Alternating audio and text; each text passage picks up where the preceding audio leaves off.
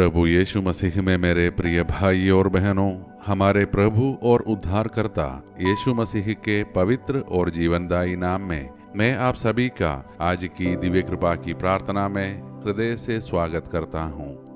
एक नए सप्ताह की शुरुआत में हम सबसे पहले परमेश्वर का धन्यवाद करें। उसने हमें जीवन, स्वास्थ्य, परिवार, काम करने की शक्ति और एक नया अवसर दिया है। आज हम फिर एक नई आशा के साथ जागे हैं।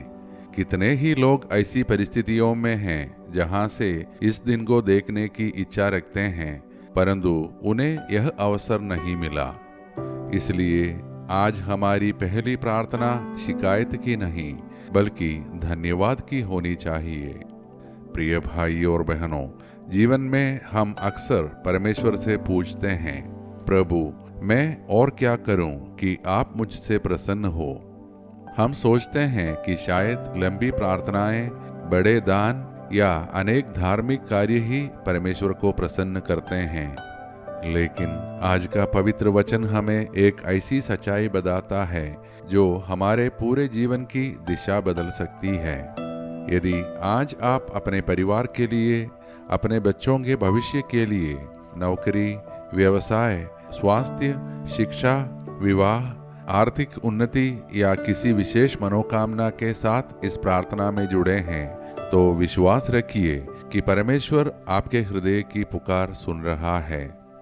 आइए अब हम अपने मन को शांत करें और पूरे आदर और विश्वास के साथ परमेश्वर के पवित्र वचन को सुनें। आज का हमारा मनन का वचन नबी मीका का ग्रंथ से लिया गया है, अध्याय 6, पद संज्ञा 1 से 4 और 6 से 8।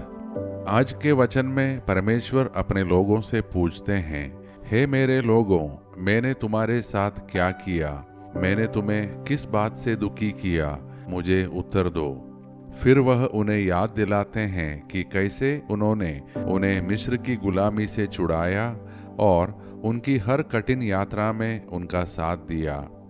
इसके बाद लोग पूछते हैं, हम प्रभु के सामने क्या लेकर आएं? क्या बड़े बड़े बलिदान चढ़ाएं?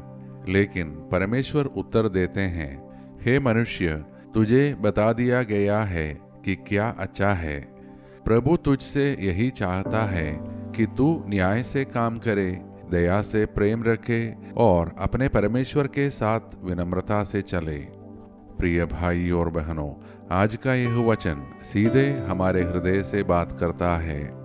हम में से बहुत से लोग सोचते हैं कि यदि हम हर रविवार चर्च चले जाएं, रोज प्रार्थना कर लें, कुछ दान कर दें, तो हमारा कर्तव्य पूरा हो गया।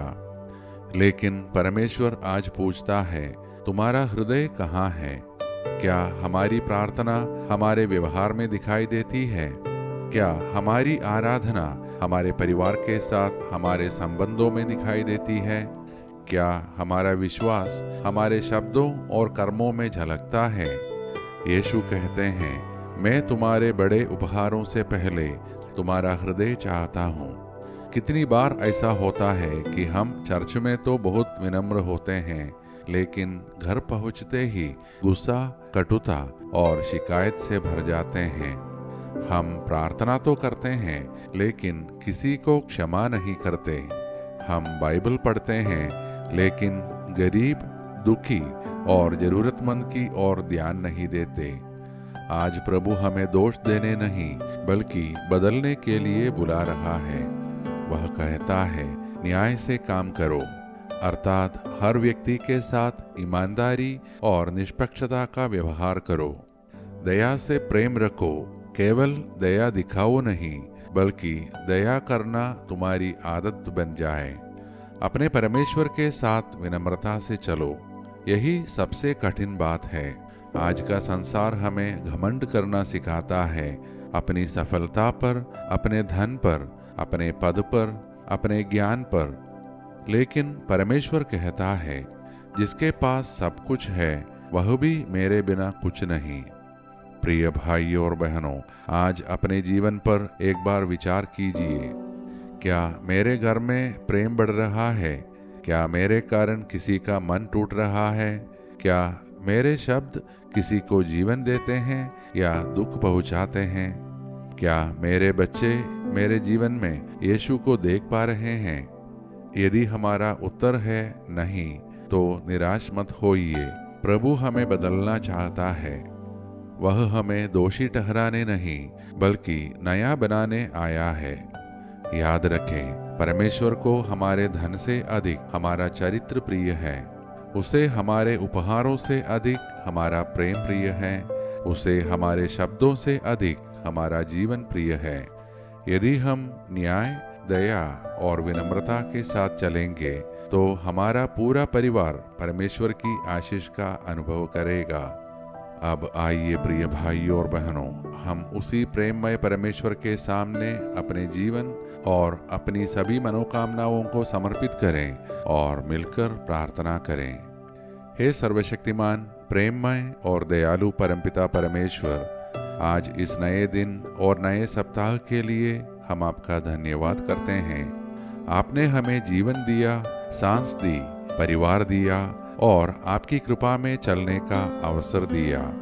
हे प्रभु, आज इस प्रार्थना में जुड़े प्रत्येक भाई बहन, माता पिता, बच्चों, युवाओं और बुजुर्गों को हम आपके हाथों में सौंपते हैं। आप उनके हृदय की हर बात जानते हैं। उनकी प्रत्येक मनोकामना, प्रत्येक चिंता और प्रत्येक आंसू आपके सामने खुले हुए हैं। हे प्रभु, हमारे जीवन को ऐसा बना दीजिए कि लोग हमारे शब्दों से नहीं, बल्कि हमारे व्यवहार से आपको पहचाने। हमें न्यायप्रिय, दयालु और विनम्र बनने की कृपा दीजिए। जहाँ हम कठोर हो गए हैं, वहाँ हमें कोमल हृदय दीजिए। जहाँ हमने किसी को चोट पहुँचाई है, वहाँ हमें क्षमा मांगने का साहस दीजिए। हम अपने परिवारों को आपके हाथों में सौंपते हैं। हमारे घरों को प्रेम, शांति, विश्वास और एकता से भर दीजिए। पति पत्नी के संबंधों को मजबूत कीजिए। माता पिता और बच्चों के बीच समझ और प्रेम बढ़ाइए। जो लोग नौकरी की तलाश में हैं, उनके लिए नए अवसर खोलिए। जो व्यवसाय कर रहे हैं, उन्हें ईमानदारी के साथ उन्नति दीजिए। विद्यार्थियों को बुद्धि, एकाग्रता और सफलता प्रदान कीजिए। हे प्रभु, जो बीमार है उन्हें चंगाई दीजिए। जो मानसिक तनाव, चिंता, भय और अकेलेपन से जूझ रहे हैं, उन्हें अपनी शांति का अनुभव कराइए। जिन परिवारों में आर्थिक कठिनाइयां हैं, उनके लिए अपनी कृपा के नए द्वार खोलिए। आज जिनका जन्मदिन है, उन्हें स्वास्थ्य, आनंदमय और विश्वास से भरा जीवन दीजिए। जो अपनी विवाह वर्षगांठ मना रहे हैं, उनके प्रेम और विश्वास को दिन प्रतिदिन बढ़ाइए। हे प्रभु, हमें हर प्रकार के पाप, प्रलोभन, दुर्घटना, बीमारी, हिंसा, अचानक और अप्राकृतिक मृत्यु से सुरक्षित रखिए। हम अपने देश और पूरे विश्व के लिए प्रार्थना करते हैं। हमारे देश और विश्व के नेताओं को न्याय, सत्य और करुणा के साथ निर्णय लेने की बुद्धि प्रदान कीजिए। हर युद्ध समाप्त हो, घृणा मिटे और संसार में शांति स्थापित हो। हे प्रभु, आज से हमारा जीवन आपकी इच्छा के अनुसार बदलने लगे। हम केवल अच्छे धार्मिक लोग ही नहीं, बल्कि अच्छे इंसान भी बने। हमारा हर कार्य, हर निर्णय और हर संबंध आपकी महिमा के लिए हो। ये सारे प्रार्थनाएं और हमारे मन के अन्य प्रार्थनाएं हम समर्पित करते हैं हमारे प्रभु और उद्धारकर्ता यीशु मसीह के पवित्र और सामर्थी नाम में। आमीन। मेरे प्रिय भाई और बहनों, आज का संदेश हम अपने हृदय में संजो कर रखें। परमेश्वर को हमारे बड़े उपहार नहीं, बल्कि न्याय, दया और विनम्रता से भरा हमारा हृदय प्रिय है। यदि आज की यह मनन और प्रार्थना आपके जीवन में आशीष बनी है, तो कृपया इसे लाइक करें और अपने परिवार, मित्रों तथा अधिक से अधिक लोगों के साथ इसे शेयर करें। आपका एक शेयर किसी व्यक्ति के जीवन में परमेश्वर की कृपा का माध्यम बन सकता है। हम सब कल की दिव्य कृपा की प्रार्थना में फिर एक साथ मिलेंगे। तब तक प्रभु हमको, हमारे परिवार को और इस पूरे सप्ताह को अपनी शांति, सुरक्षा, आनंद और असीम आशीषों से भर दे।